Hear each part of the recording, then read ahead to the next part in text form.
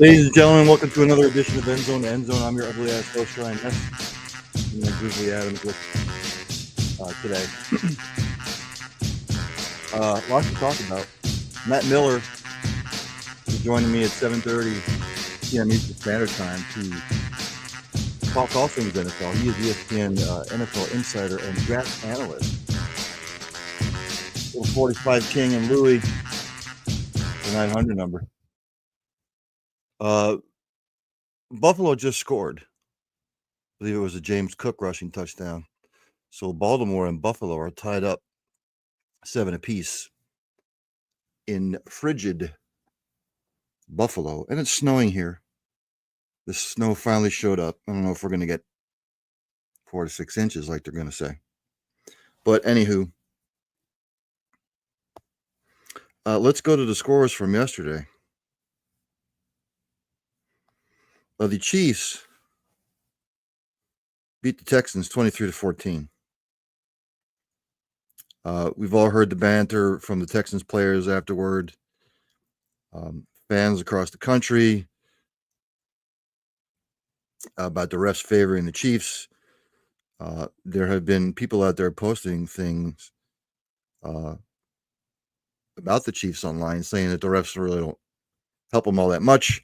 And then people clap back with, well, they helped them at the most opportune times. You could say that about any game, in any situation. I agree that when Jared Goff threw the first interception, Commanders returned it. They teed off on Jared Goff. That should have been a flag. I'll be the first one to admit that. Look, people want to talk about Mahomes flopping on the sidelines. I've seen far worse. Far worse than that. I'm not just saying that because I'm a Chiefs fan. Do I agree with some calls that are missed on the Chiefs? Yes. But I could say that about any game. But the Texans yesterday, their special teams were horrendous. And it's like Joe Mixon said, you never want to put it in the referee's hands. Anyway, so C.J. Stroud was 19 of 28, 245, no touchdowns, no picks. He was sacked 8 times, by the way. The Chiefs defense came up big. Joe Mixon, 18 carries, 88 yards, and a touchdown. Right now, Baltimore has the ball on about their own 27, 28-yard line. But their second possession. Houston receiving, Nico Collins had 5 catches for 81 yards. Henry Tutu with 7 total tackles. For the Chiefs, Patrick Mahomes, 16 of 25, 177, a touchdown, no picks. Kareem Hunt, the leading rusher, 8 for 44 and a touchdown. The Chiefs only ran the ball 22 times for 50 yards collectively. I've said this before, and I'll say it again. The last 6-7 weeks, the last 2 months, the Chiefs have had no running game. Lamar Jackson just threw an interception, ladies and gentlemen. I don't know where he was throwing it to. But again, this early in the game, cold weather, you've got Derrick Henry for a reason. The game's tied. Run the freaking football. But nobody ever listens to me. Travis Kelce showed up big, 7 catches, 117, and a touchdown. Justin Reed, the leading tackler. Team stats. Both teams kept the ball clean. Houston penalized 8 for 82. The Chiefs 4 of 29. Chiefs were 4 of 11 on third down, and the Texans were 10 of 17. Houston actually had the time of possession, but again, special teams miscues, blocked kick, field goal, the give up, Texans thinking they've got a fumble recovery on the kickoff, and fortunately that did not come to pass. Chiefs only had 212 yards of offense. Texans had 336. But again, miscues on special teams. So the Texans finish up the year 11-8. The Chiefs, now 16-2, AFC Championship game. They will host the winner of this game, Baltimore-Buffalo. Excuse me. The Texans, unfortunately, they had a lot of injuries this year. I mean, Stephon Diggs went down, Tank Dell. So the receiving core was depleted. Joe Mixon was an added bonus. He missed some time this year. The Chiefs continue to find ways to win. But I've said this before, and I'll say it again before I was interrupted by the game. The Chiefs cannot run the football. And if you cannot run the football and you can't stop the run in December and January, you're not going to make it to February. Chiefs can't run football. They just can't. They don't try to, and it just plays into another defense's hands. And again, whoever they play next week, they're not going to respect the run. They're going to play their base defense. They're going to try and defend the pass. And I don't know what the weather's going to be like in Kansas City next week. That's to be determined. But again, Chiefs have just, this is the kind of team they are this year. They are just in close games. I don't want to hear the bullshit about the refs anymore. I can go back and watch any game this year, regular season, playoffs. There is a multitude of calls that teams should have gotten or they got. And I'll tell you what, if you're a Buffalo fan or you're a Baltimore fan, you know, you're bitching about Mahomes, but if it was your quarterback, you'd be saying the same thing. Where's the call? You know, you'll say, where's the call on Mahomes there? What the hell are they doing? But if the roles are reversed, you'd be saying the same thing about your quarterback. Where's the call? Buffalo has the ball. They have crossed into Baltimore territory.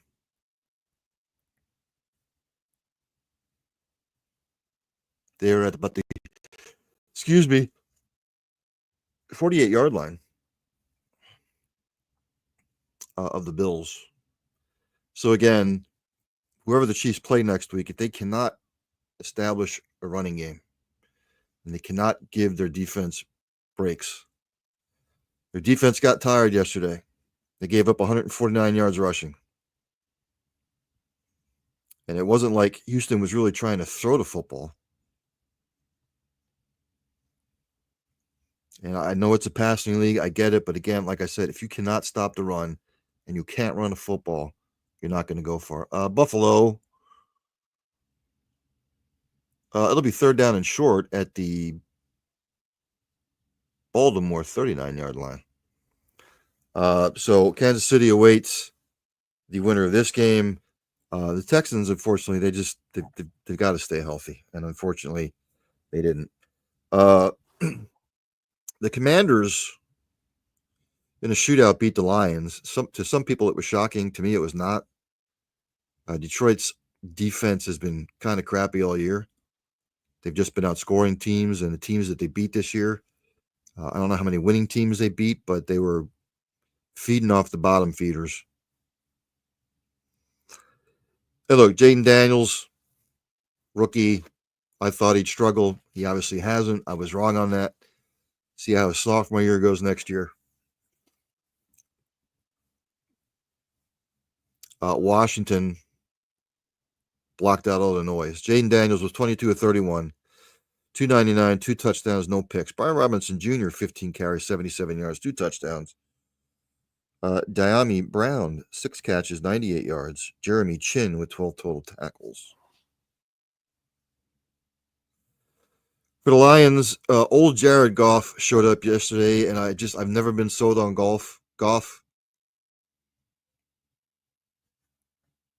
Because he either looks great or he sucks. And I know his teammates came to his defense yesterday, but you know, it just, I don't know what they're going to do with Goff after this year. He was 23 of 40, 313, a touchdown, 3 picks.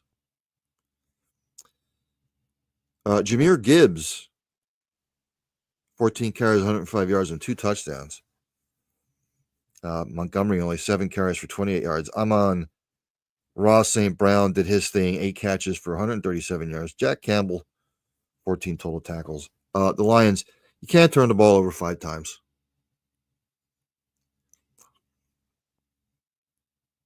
You can't. 3 interceptions, 2 fumbles lost. Buffalo 3rd and 17. And it looks like they're going to have to punt. Incomplete pass. Looks like that was intended for, it was either Kincaid or Knox.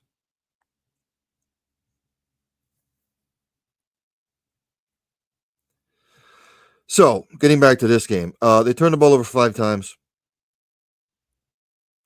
They ran the ball effectively. I thought that's where they got themselves in trouble. They didn't stick to the run. I thought they should have brought in Bridgewater to at least start the second half. They ran Gibbs and Montgomery to start the second half, and then they got away from it again. But again, 5 turnovers, defense constantly on the field.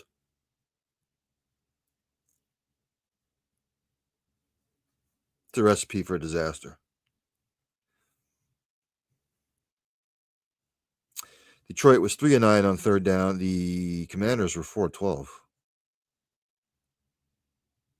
And again,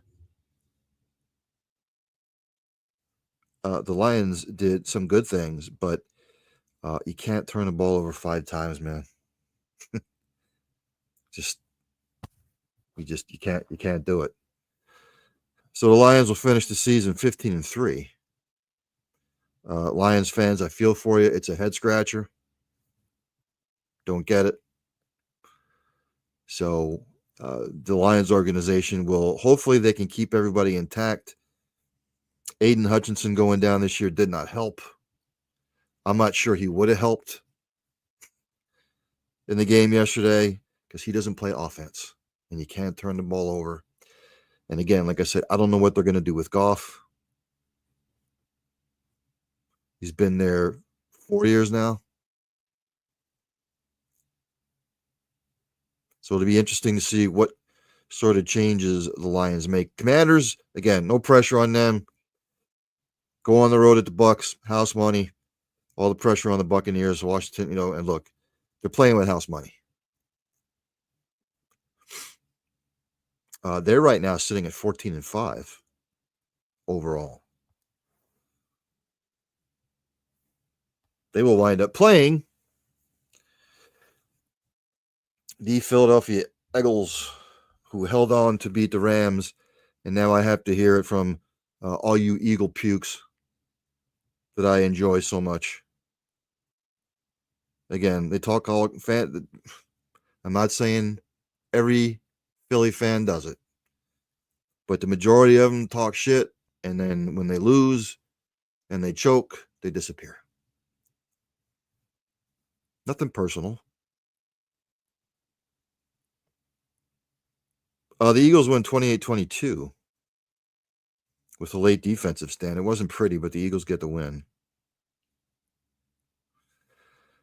Matthew Stafford was 26 of 44, 324 yards, 2 touchdowns, no picks. Kyron Williams, 19 carries, 106 yards. Puka Nacua, 6 catches for 97 yards, and Christian Rosaboom, 8 total tackles. For the Eagles, Hurts was 15-20, 128, no touchdowns, no picks. Saquon Barkley, him and the offensive line did their thing. 26 carries, 205 yards, and 2 touchdowns. Hurts added a rushing touchdown. Dallas Goedert, 4 for 56. But when you're running the ball that effectively for 285 yards on 34 carries, you don't have to do much. Slay, Bond, Gardner Johnson, Oren Burks, Reed Blankenship all had 6 total tackles apiece. Baltimore right now has the ball Henry up the middle. It's like an 11-yard run, 10-yard run, first down on their own. I believe it's around a 30-yard line. The team stats, the Rams turned the ball over twice, 2 fumbles lost. which really hurt. Can't turn the ball over. Eagles didn't turn it over any times. But look, you turn the ball over twice, you give up 285 yards rushing. You still had a chance to win at the end of the game, and unfortunately, you didn't come through. So I thought the Rams, once they got healthy, were going to be a tough out for anybody. They beat the hell out of the Vikings, which turned out to be a kind of a fraud season for them, just like the Lions. And look, if the Rams, we'll see what happens with Stafford. From the simple, this is, I want to say this was his 17th year, 16th, 18th, somewhere in there. We'll see what he decides after the year is over. First quarter in the Buffalo, it looks like that's come to an end. So it's 7-7 apiece. But again, I'll say this, and I'll keep beating it to death. If you cannot run the football in December and January, you're not going to make it to February or have a chance to. So the Rams only rushed it for 111 yards. They couldn't run it, even though Kyron had sort of a big day, but he turned the ball over. And the Eagles ran for 285 yards, so the Rams couldn't stop the run either. So that's just a recipe for disaster. So it sets up an Eagles-Commanders NFC Championship game. The Commanders are not afraid to play anybody. The Eagles now have Super Bowl runs through them. Should be a hell of a game. I'm not making any picks. I'll just say if the Commanders want to win this game, they cannot turn the ball over, and they're going to have to slow the running game down somewhat to stand some sort of a chance. Ravens-Bills, I picked the Bills to win this game, or kind of a revenge game, because I got their ass kicked in Baltimore earlier in the year.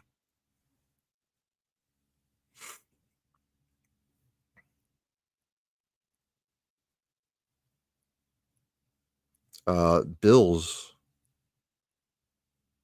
whoever the Chiefs play, Bills or the Ravens, the Chiefs have to figure something out running the football. There's a little bubble screens and shit like that people consider almost as good as a run. If you pick up 5 and 6 yards, you can't do that all game. So, and I've said it the last 2 months with the Chiefs, they cannot run the football. And eventually the luck's going to run out.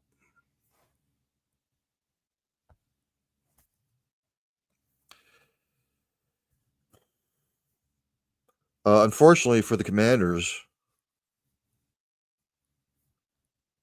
right guard Sam Cosmi, he will miss the remainder of the postseason. He tore his right ACL, unfortunately. That's a huge loss.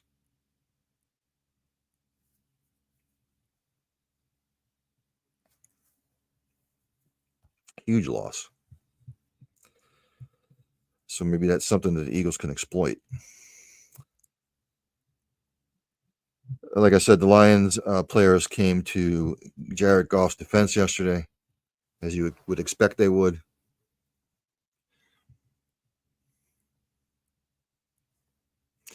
Baltimore still has the ball. They are still in their own territory. Give me just a second here where I see where they're at. Actually, it looks like they're in Buffalo territory. Looks like they're the Buffalo 45.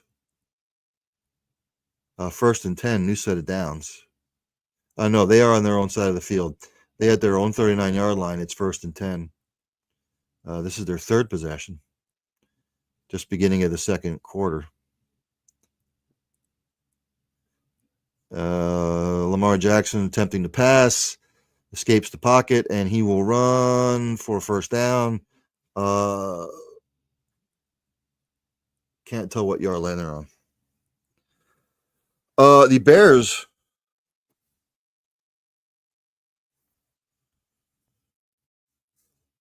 have interviewed ex-Titans great Eddie George. for their head coaching position. People remember he is the Tennessee State coach in college.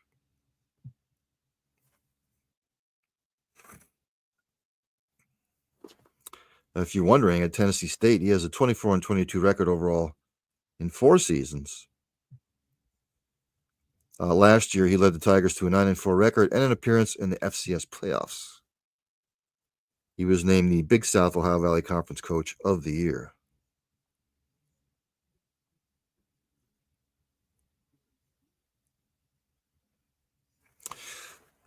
Have to keep an eye on that. Excuse me. Tired.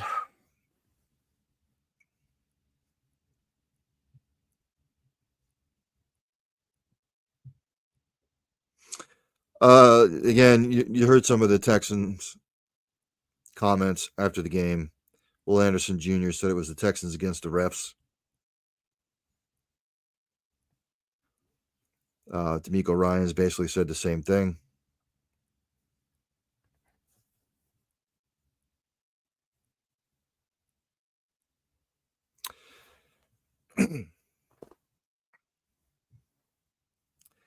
The Falcons are bringing back Jeff Ulbrich as their defense coordinator.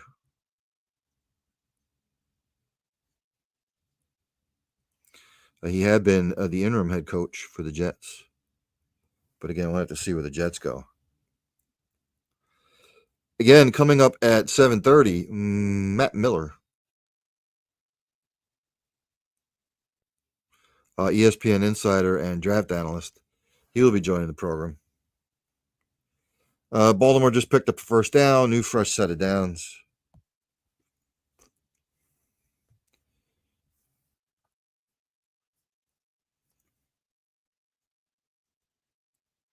It looks like they're past midfield from what I'm seeing.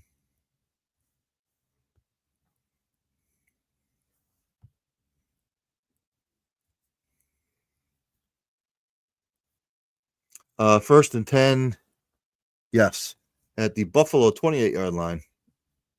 Drive sustained, new fresh set of downs. Lamar Jackson, incomplete pass.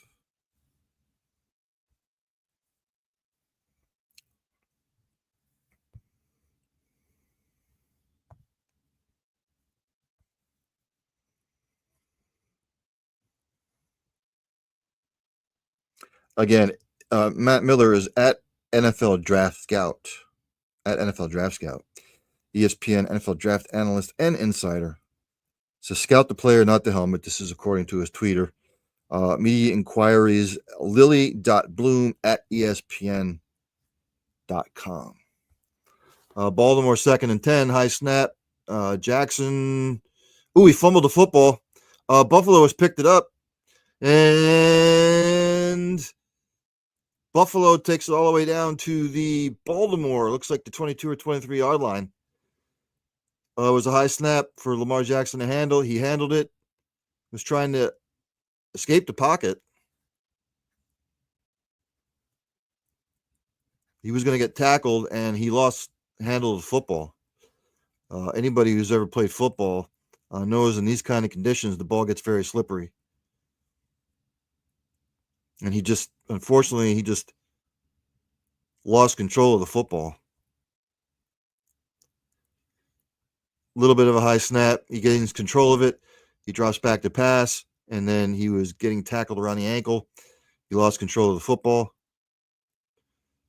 And the return was all the way down to the Baltimore 22 or 23-yard line.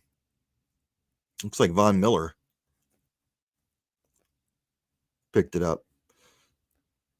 At 24-yard line. So Buffalo, fresh set of downs. See what happens here. But again, Matt Miller to join. Just hearing all kinds of rumors about the coaching carousel. What are the Cowboys going to do? What are the Bears going to do? What are some of the teams going to do in the offseason? And then I will pick, because we've got about a half hour, I will pick his brain about the games this weekend so far. or what he's hearing. Josh Allen back to pass. He completes it. Is that Shakir? That is Shakir. It'll be first and goal, ladies and gentlemen, on the Baltimore 6.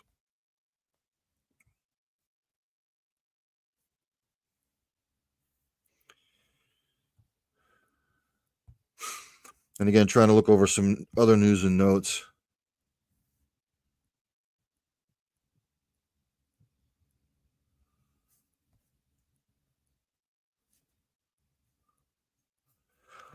Bears quarterback Caleb Williams, he had minor surgery on his wrist. The Bills plow it all the way down. I believe it was James Cook plow it all the way down to the Baltimore 1 yard line.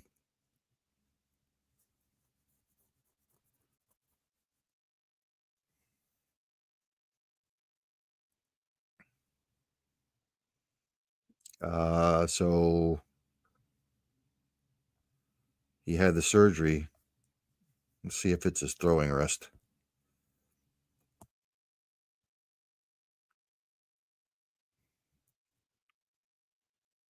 Yes, his right throwing wrist. But the procedure removed a cyst. Buffalo has plunged it in for a touchdown. Josh Allen with the touchdown. It is now going to be 14-7, barring the extra point. We all know how that has been a journey for some of the kickers across the league. And ladies and gentlemen, I see him in the green room. Let's bring him on while this game's going on. Here is Matt Miller, ESPN insider draft analyst. Matt, thanks for joining. I know you're busy. Yeah, Ryan, appreciate you having me. Thanks. So what do we make of the games this weekend? Let's talk about the Chiefs against the Texans. Everybody's being pouty fan-wise about all the calls that the Chiefs supposedly get. Me being a Chiefs fan, look, if the shoe were on the other foot, these other fans would be saying, "Oh, what is everybody else crying about?"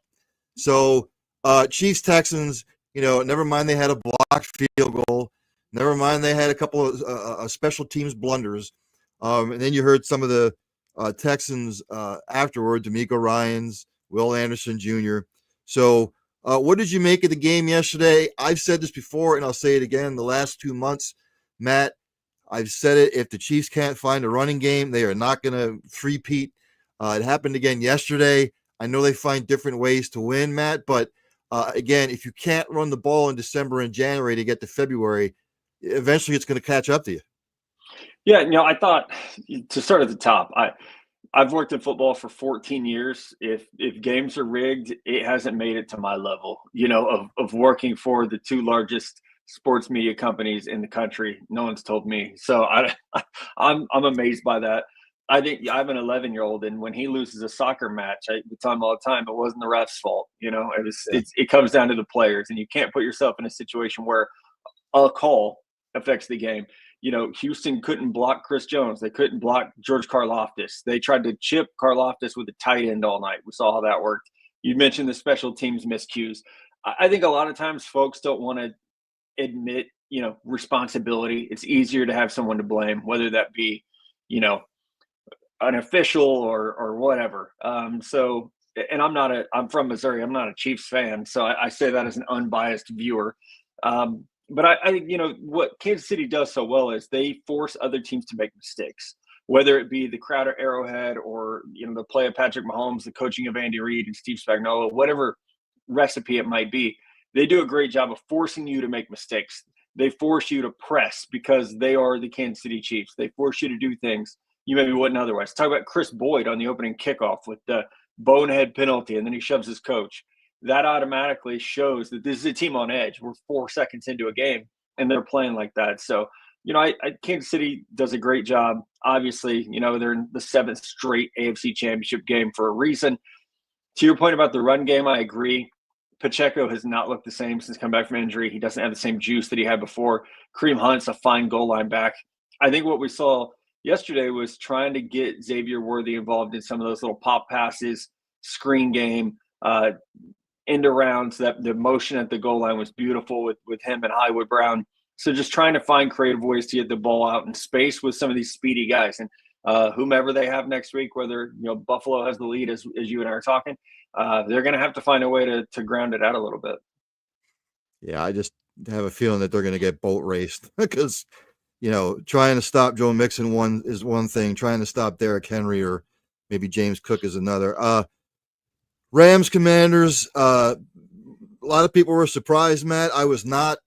I thought Detroit lived on the edge all year long, especially with that defense. I don't even think Aiden Hutchinson would have helped yesterday. But look, you can't turn the ball over 5 times. When old Jared Goff rears his ugly head, it seems at the most inopportune times. So I don't know what they're going to do with Jared Goff in the offseason. I've seen for fans calling for his head. But look, give the Commanders all the credit. I always say when you get to a wild card weekend, the 5, 6, and 7 seeds, they're all playing with house money.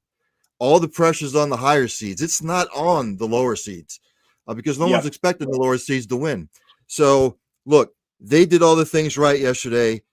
They turned the ball over 5 times. Washington didn't turn it over any.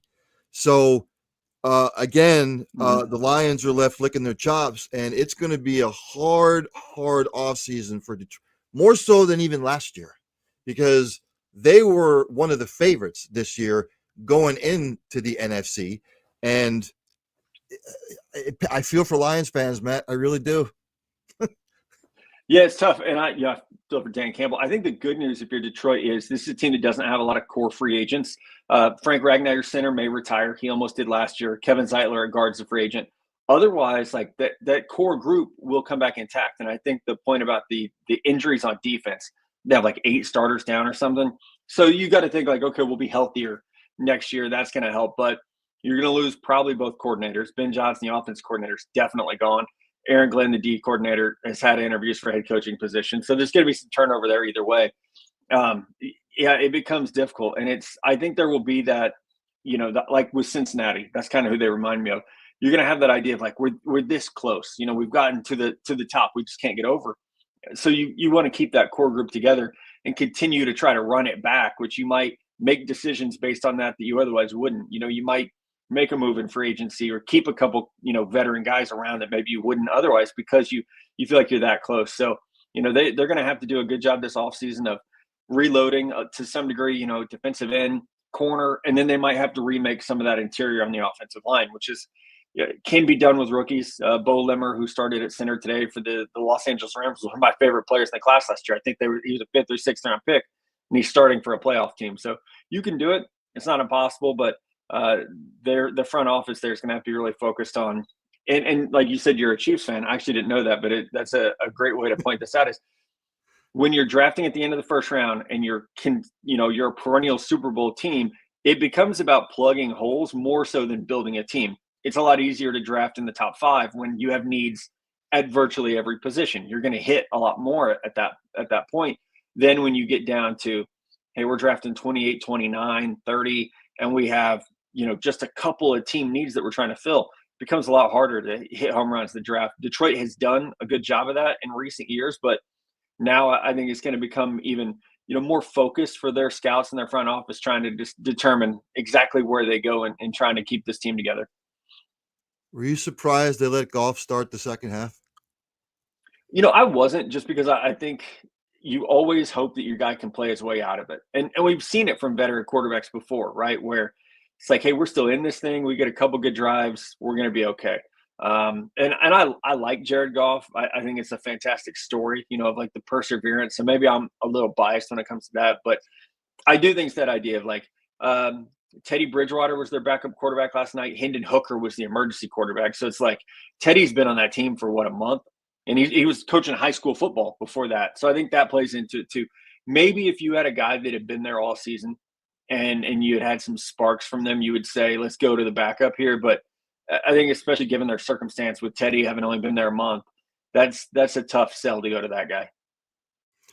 And the Commanders will be playing the Eagles. The Eagles were trying to give the game away, if anybody that watched it. But again, you're gonna hear me say this: if you can't run the ball and you can't stop the run and you turn it over, you're not going to win a football game. And look, Los Angeles had 2 costly fumbles. Um, Philadelphia, look, they're going to run it. You know they're going to run it. 34 carries for 285 yards and 3 touchdowns collectively. It's not like Kyron Williams had a bad game, but again, Matt, in January, it's snowing, it's cold. You lean on that offensive line, you wear the defense down. More than likely, you're going to win the football game. And again, the Rams couldn't stop the run. Yeah, and I think that's been a core issue for them all season. They've got those great young defensive linemen. They get after the quarterback. They're not great at stopping the run, and that's an interesting team. Like for what I do draft wise, off season wise, both starting tackles are free agents. And Matthew Stafford, the quarterback, he could retire at any second. So they're going to have some really hard decisions to make. But I do like once it started snowing, it felt like that game was over. And I even said to my wife, was like, I don't know that the Rams can score again. They actually did go down and score one time after the weather got bad, which shocked me. But it just felt like one team was like they were fine with the weather, and the other wasn't. And I know like Hurts had a turnover once the weather got bad too. He did not play well today. But when you have the biggest offensive line of football in Saquon Barkley, a lot of good things are going to happen. And then when you have a defensive line that is just, dude after dude after dude, that's impossible to block them one-on-one, they're going to make good things happen like they did today. So, we'll see what the forecast is going to be like for Eagles Commanders. It's going to be cold. We know that. It's going to be cold. It's probably going to be windy. But what a fun game, between the poise and the dynamic ability of a rookie quarterback in Jaden Daniels against a Philly offense that's like kind of become one-dimensional. Even today, Jalen Hurts scored on the 44-yard touchdown run, but from a passing perspective, they've really become pretty one-dimensional. So it's going to be a fun matchup. It really is. Dan Quinn's a hell of a coordinator. He's familiar with that team as well. His time spent in Dallas. So I think that's going to be the AFC game's obviously going to be great because you got Kansas City, and then whomever they play is a team with an MVP candidate quarterback. So that game's going to be fun. But don't sleep on the NFC game. I think it's going to be a lot of fun too. Hurts was sacked 7 times. Stafford was sacked 5 times. So there you have it. Eagles Commanders. I'm sure the Eagles will be favored. Ladies and gentlemen, does Baltimore still have the ball? And Baltimore still has the ball. It's still 14-7. So let's get to some off-season stuff since I have you here for a half an hour. So the coaching carousel. Let's start off with the obvious. Jerry Jones, what puppet is he going to hire next? Now, I have to give you a story, Matt. I am a former Cowboys fan, but about 10 years I jumped ship because I got tired of his BS. I just couldn't do it anymore. We know who the favorites are. Dion's obviously out there. There's some other guys that are going to get played. Jason Witten. I've heard some of these other guys. So who do you think is the front runner? I've heard stories come out that if Jerry offers it to Dion, Dion's going to jump all over it. So I've heard that too. So we'll see. Dion is actually very underpaid as a head coach in college football. I think he's 37th. It's like $6 million a year. I don't know that Dion needs the money or cares about the money, but this is one of those opportunities for him to go to the Colorado AD and say, you need to get me up to 10 or wherever that number is. If they say no, then I think that, kind of shows him where the program's going. I think the name to keep an eye on is Kellen Moore. And maybe Jerry will pull something out of left field and do the non-Jerry Jones thing here. But I think, relationships matter a lot to Jerry. Loyalty matters a lot to him. Kellen was on multiple staffs as an offensive assistant and then an offensive coordinator. And seeing what Philly has done offensively this year, despite some of the struggles as of late, I think it'd be very easy for him to say, let's go get a guy who's got a winning offense. Let's weaken, the dominant team in our division right now by taking their offensive coordinator. That has to factor into it. So I think what would be interesting to me is if you hire Kellen Moore and then you hire Jason Witten, it's almost like, to steal a title from the Texas Longhorns, like a minister of culture, like they have with Matthew McConaughey. It's like basically Witten would be there. It's like the Dan Campbell, the rah-rah, the culture setter. And then you got to find someone like a Robert Saleh to run the defense, which he's been in there recently interviewing. That has kind of been, I guess, my connecting dots behind the scenes of if you go with a first-time head coach, you bring in Witten as your, locker room culture guy, and then you get an established defensive coordinator. You could say the same for Dion though, because Dion's the CEO. He's not an X's and O's guy.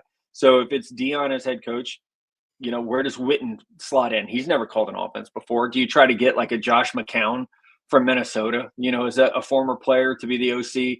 And then, is it Robert Saleh as a DC who has that head coaching experience, which would be no matter who the head coach is, if they're a first time head coach, having that defensive coordinator that's been through it as a head coach would be, I think, huge for that staff. But man, I don't. It's Dallas, so anything could happen. They could hire Jason Witten as head coach and Robert Saleh as DC and say, we're going with this route because as Jerry said, he bought this team to run this team, and he's going to do whatever he wants. And now they have the distinction of being the only teams since they last won the Super Bowl to make it to an. It just now they got that hanging over them. 30 years, right? 30 years now. It's been, yep. Where do the Bears turn to for their head coach as far as Caleb Williams go? Who are they going to bring in? Yeah, I still think that it's down to, my guess would be, this isn't sourced information, would be Ben Johnson, the offensive coordinator of the Lions, or Mike McCarthy, who was formerly in Dallas. And I would say that's probably the preferred order. My reason for thinking that is they've interviewed like 15 people, that Eddie George in today. But the fact that they haven't narrowed that list down, they haven't had second interviews, makes me think they were waiting for someone who's still coaching.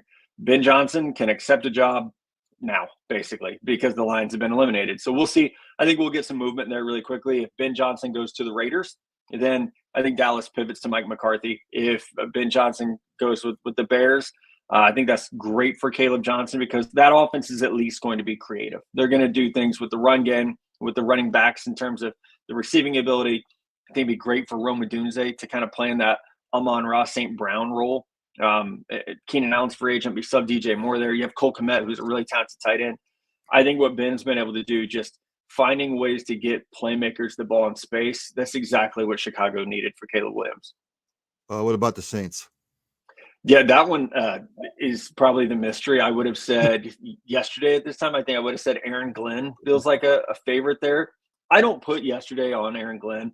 I don't think you can hand him the injuries he's had. And also, it's unfortunate that these guys have to be interviewing for jobs right before they coach the most important games of their life in a lot of cases. He's heavily respected, has been for a long time. And also somebody, he has experience on both sides of the franchise, player, scout, coach. He's done it all. So if the Saints, I think Mike McCarthy's probably in the mix there too, but I feel like that's Aaron Glenn. But we'll see. I think that's the job that has the least amount of buzz around it right now. I'm hearing Ben Johnson most likely will wind up with the Raiders. And yeah, like that would make sense because of the Tom Brady aspect. But if I'm Ben Johnson and I have my choice of teams, I don't know that I would want to have to play against Patrick Mahomes, Justin Herbert, and Bo Nix 6 times a year on a team that doesn't have a quarterback and has the 6th or 7th pick in the first round. It's like, I don't know how you get one.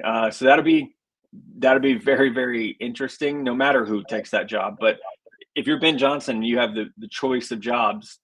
I'm shocked that the Vegas one would be that high on his list. So I have to bring up the Chargers for a second because lots of people dump on Justin Herbert, who I think is a fantastic quarterback, by the way. Look, their running backs are okay. Their receivers are okay, except for Lamb McConkey, who's turned out gangbusters this year as a rookie, which I thought he would, being in that offense. But look, we all know Harbaugh ball. It's control the clock, play the solid defense. I get it. They had the 2-headed monster at the Chargers like they did in Baltimore before Derrick Henry came to town. But look, the Chargers need a bell cow in the backfield, and they need a couple of good wide receivers. So, look, I thought that they would beat the Texans. For some odd reason, they didn't show up that game. Herbert had a bad year, but looking into the offseason, what do you think the Chargers need to make like that next turn? Well, you mentioned it. I think you need to get another playmaker in the pass game. I think you need, and that could be a wide receiver or a tight end. They've got to make some decisions at defensive end. Khalil Mack's a free agent. They were rumored to maybe release Joey Bosa last year. Didn't. They restructured his contract instead. You've got some corners who are free agents. You're going to have to fill holes there. So they need a good free agent run, and then they need to have a good draft. So wide receiver, tight end, running back, as you mentioned, like I've wondered, are they a team that looks at Boise State's Ashton Jonty, who is, a Heisman finalist at running back, great season? Do they look at him and say, "There's the answer to our problems in the backfield," or do they like J.K. Dobbins, who's also a free agent that they're going to have to make some decisions on? So they just need to get more explosive offensively. And I know when people think, like you said, it's Jim Harbaugh, they're going to run the ball.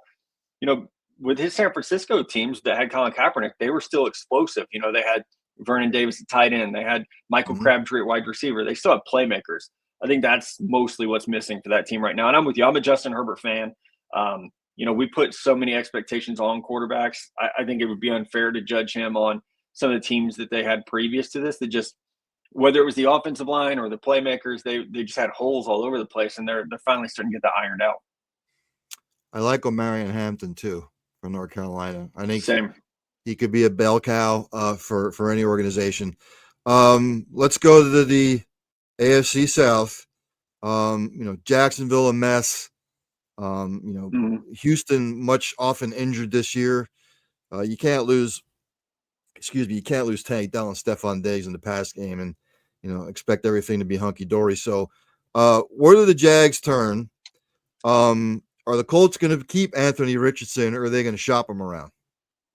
So I would say the Jags, I think that's a good Brian Flores destination. Liam Cohen would be another one, depending on which side of the ball they want to go. I think those are the two names I've heard the most with Jacksonville. As far as Anthony Richardson goes, I think that's a very, very interesting question, especially since they decided to run it back with Shane Steichen and Chris Ballard. At a minimum, you have to add competition. You have to add someone. Maybe that's in the fourth round of the draft. You got to add somebody to light a little bit of a fire under him.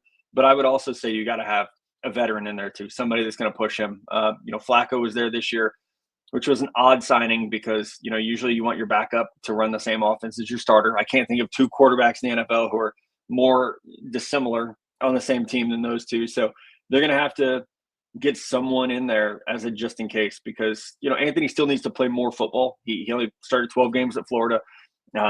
Rookie year, sidelined with injury for most of it. This year, there was the episode with him taking himself out of the game, then he ends up getting benched, then he comes back in. He just still makes too many inconsistent plays. So I think before you can truly say, we're shopping this guy, we're moving on, you got to give him an opportunity to play a full season at least, and a lot of that's on him, right? It also, you're pick 14 in the first round. You're not finding a quarterback in this year's draft at 14 that is going to be ready to come in and be an upgrade over him right out of the gate. Let's go to Pittsburgh. I got a lot of Pittsburgh friends. I got a couple of buddies that do a show called Steel City Renegades. I thought the Steelers should have moved on from Tomlin 3 years ago.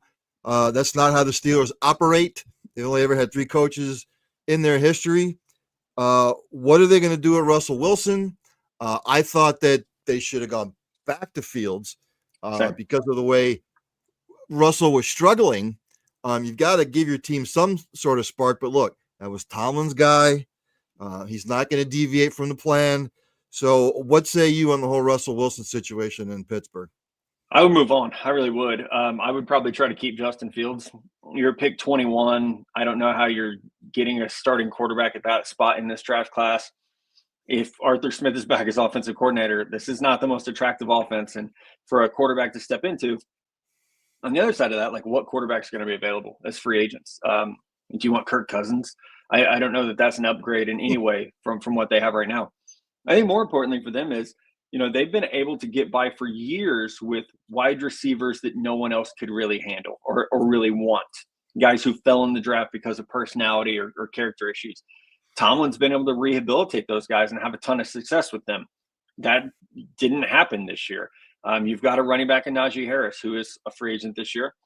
There's decline there. You can clearly see it. So I think they have to, number one, figure out what is their identity. What type of team do they want to be? We know they want to play great defense. They want to run the ball. That's Steelers football. But you got to go all in on that. If you want to be that team, Justin Fields should have been your starting quarterback. You were winning games with him. What, 3-1 or something? 4-0 when he was the quarterback earlier this year?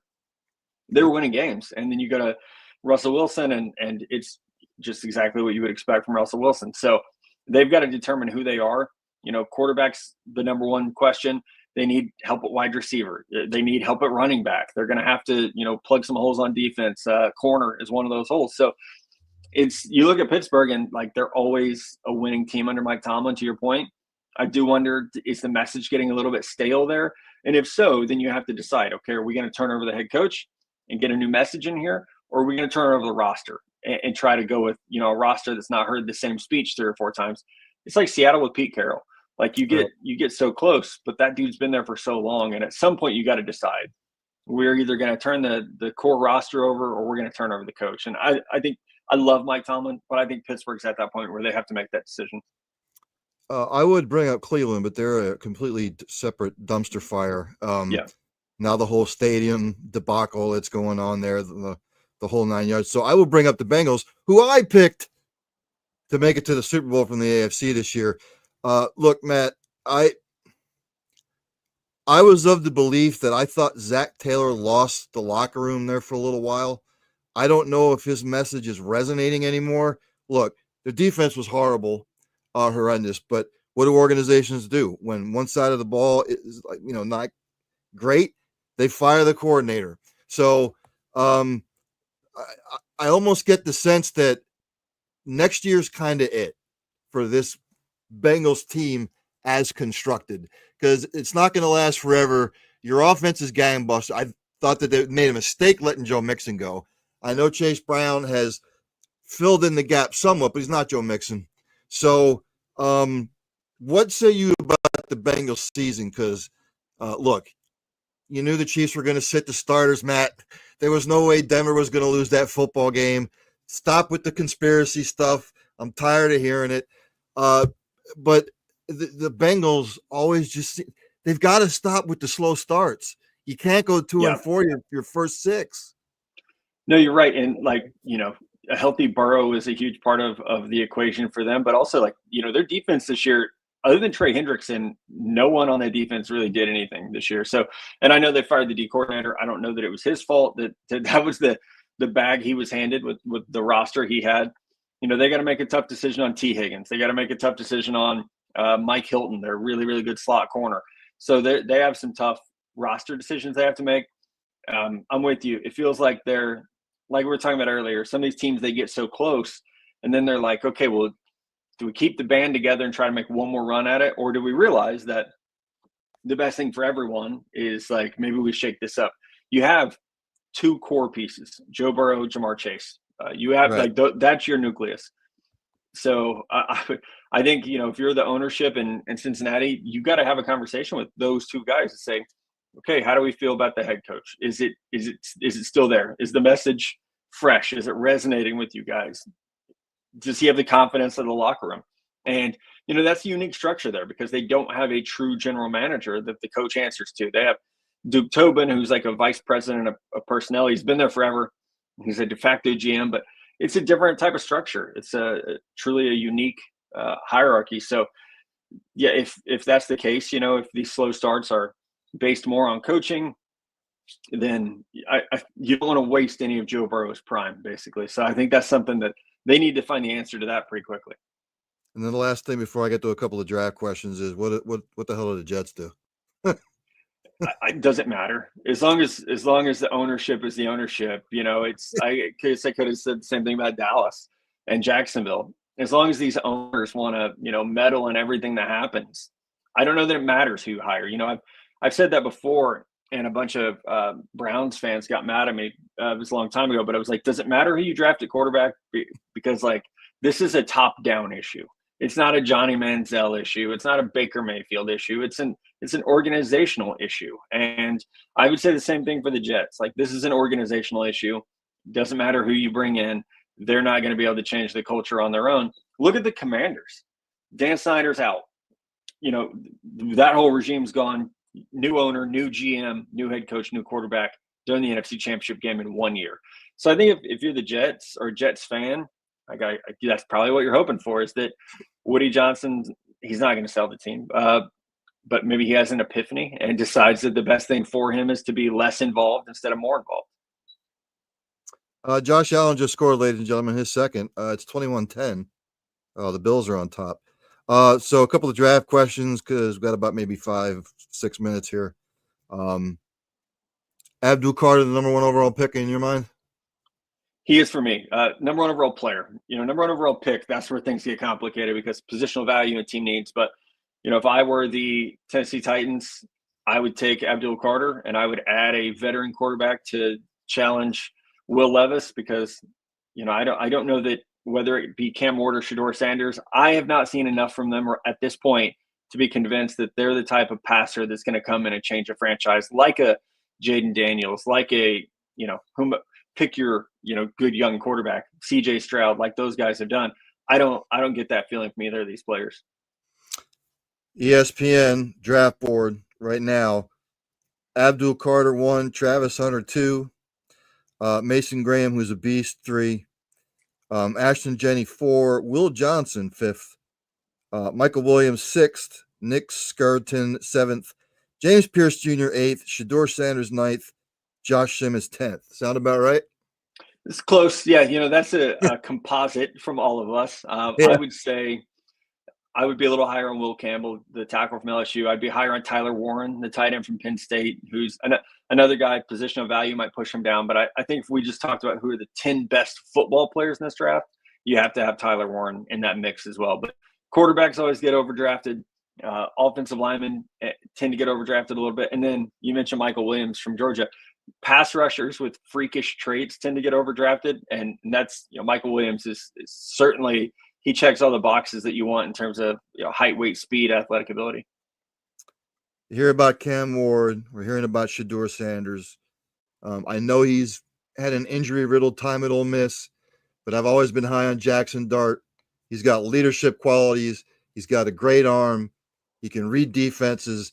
He's just prone to injury, Matt. I don't know where you have him on your board, but I would be more prone to take him over Shador and Cam. Yeah, so I get to see him in about a week and a half at the Senior Bowl. I've watched him play in person a couple times. I was at the Arkansas game where he threw for like 560 yards this past season, so I might be a little biased by the last time I saw this guy in person. He looked like Superman. I think the biggest questions for him, banged up obviously, but then it's the scheme. It's all RPO, and that allows him to cut down on some of the reads that he's going to have to make in the NFL. It leads to a lot of spot throws where guys are kind of wide open. But I'm with you. I mean, great arm, great leader. He has tools. They're there. So he's my number 3 quarterback right now, kind of in a tie with some other guys. But I am a big fan. I can't wait to see him that week at the Senior Bowl because, at this time last year, Bo Nix and Michael Penix were second-round quarterbacks. They had a great week at the Senior Bowl. They were both drafted in the top 12. So, crazy things happen once you get these guys out of their comfort zones and you can really see the tools that they have. And one last question before I let you go here. The whole Carson Beck thing, Matt, says he's going to enter the NFL. Then he does a double take and he goes to Miami. Is it just because of $4 million, Matt, or do you think there were maybe some grumblings behind the scene there at Georgia? Because, look, let's face it. When he played well this year, he played well. But when he played Alabama, and he had a couple other games, did he look terrible? Yeah. Did his draft stock drop because of that? Have you heard any rumblings about what that whole deal was? Yeah, I will say his draft stock had taken a hit even before the injury in the SEC championship game. The injury plus how badly he played this year, I think he would have been a 4th-round pick. So if you're looking at 4th-round pick, I'm going to make $1 million a year. And your 4th-round pick, that changes the whole perspective of your career. The expectations, the opportunities, everything. Go to Miami, make $4 to $6 million, whatever that's going to end up being for him. You're healthy, so you get it. You actually get a pre-draft process because you're healthy, and you get a season to try to do a Jaden Daniels, a Cam Ward, to rehab your draft stock as well over the course of the season. So, I never heard anything negative about him from people at the University of Georgia. I don't know that they were sad to see him go. I think they kind of thought it was time to change things a little bit offensively. But I'm excited to see what he does at Miami. I mean, he's going to have weapons. He's going to have a really good offensive line in front of him. He's going to have pass catchers. So it's going to be fun to see just what he can do. Ladies and gentlemen, that's Matt Miller at NFL Draft Scout. I'm going to read this off the tweeter machine. ESPN NFL Draft Analyst and Insider, scout the player, not that helmet, which I've always said. Media inquiries, I'll let you go on X, everybody. And it's lily.bloom at ESPN.com. So when we get closer and closer to the draft, Matt, I will hit you up again. Got to pick your brain about, risers, fallers, anybody who's made a move. So enjoy the rest of the playoffs, my man. Yeah, I appreciate you. Have a good night. Thanks, Matt. There he is, Matt Miller, ladies and gentlemen. It is 21-10 at the half. Buffalo is up. I'm going to end the show on that. Fantastic information from him. Glad he came on. Draft stuff, the whole 9 yards. So, again, Buffalo up 21-10. Oh, before I go, look at the halftime stats for this particular game.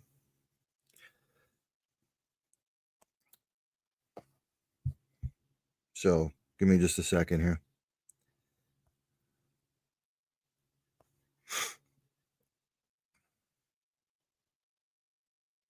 Baltimore with the 2 turnovers. Again, you've got to take care of the football. Buffalo leads the rushing attack 87-73. Buffalo in the cold weather, really not even trying to pass the football. But again, you can't turn the ball over. And I've always said, and I'm going to beat it until it's dead, till it's actually dead. You can't run a football, ladies and gentlemen, in December and January, and you can't stop the run, and you turn the ball over, and the other team doesn't turn it over. You ain't going anywhere. You're not going far, period. So all these people, well, you got to push the ball down the field, man. It's a passing lead. I get it. But you want to be able to control the clock. Later in the game, when you have the lead, you want to be able to pound the ball. Keep that other offense off the field. Keep your defense fresh. Oh, no, you got to pass it, man. You got to pass it. Last 14 Super Bowl champions have led the league in passing.